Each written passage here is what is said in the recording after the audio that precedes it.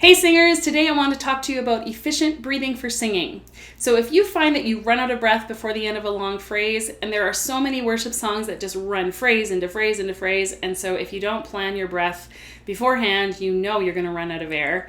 And this can actually cause unnecessary tension in your throat because the proper muscles aren't engaging to help you get through those long phrases. So before we dive into this tip of the week, I want you to stop this video and go find a room that has a mirror where you can at least see your upper torso. Okay, so go do that now, and then I'm gonna dive right in here. Once you have found a mirror, I want you to take in a deep breath and let it out.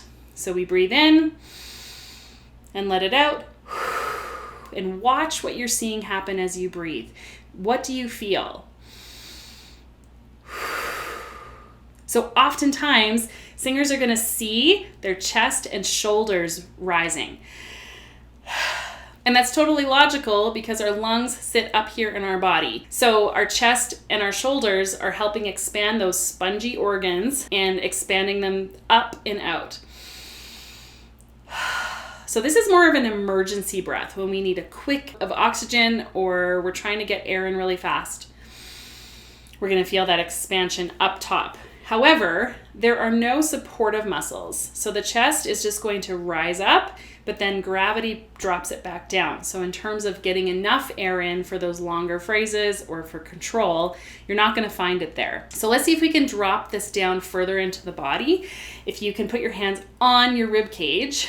So the bottom part of your ribs are actually on hinges, and you've got intercostal muscles layered in between your ribs. So when you breathe in, those muscles can expand out. So I call this a wall breath because you're expanding sideways and allowing the lungs to come down further into the body. So we breathe in.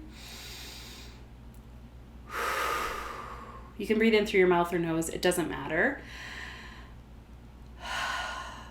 So notice when I breathe lower into the body, my chest and shoulders chill out. They don't engage anymore because they're being replaced with better muscles for breathing. So one more area that is going to get your breath down deep, deep, deep is your abdominals. Now let's talk about the muscle that sits above the abdomen and inside the rib cage, and that is called the diaphragm. Many of you may have heard terms like sing from the diaphragm, use your diaphragm. And actually the diaphragm is not related to singing out and expelling breath, but rather inhaling and taking in breath. So it is a dome-shaped muscle that lines your rib cage and is attached to the top of your lungs. As you breathe in, the diaphragm lowers and pulls the lungs down into the ribs. So in order for it to descend as much as it can, the abdomen needs to get out of the way. So we're going to move on to the last breathing exercise here, and that is feeling an abdominal breath. So one hand on your tummy, one hand just under your ribs where you naturally bend over, and I want you to breathe in and feel this expand out like an inner tube filling up with air or a balloon. And the diaphragm is going to drop down and kind of push out your abdomen all the way around because the diaphragm actually lines your rib cage. Okay, so we're going to breathe in and breathe out. Okay, so if you're still not feeling this, it's really hard to learn this and train the body to do it while you're standing up. That being said, when you talk, you're not going, "Hi, I'm Julie." We're not breathing in emergency mode. We're breathing abdominally. We just don't think about it. But as soon as you think about it or you want to control something like singing, we breathe higher in our body. So we want to train our body to crave that low breath for singing. So a great exercise is to find a floor space where you can lay down on the floor, bend your knees, keep your feet flat, and rest your hands across your abdomen. Don't interlock your fingers or overlap your fingers, just have them resting across. Okay? Do some normal breaths as you're laying down. And you should feel when you breathe in, your stomach expands and your hands go up. And when you breathe out, your hands return down as your stomach deflates. So just do some natural breathing for a while. And then we're going to slow down that breath by doing a sip, hiss exercise. So you're going to sip in slowly and then hiss out like a leaky tire. We'll do that one more time, sipping in, and then hiss out.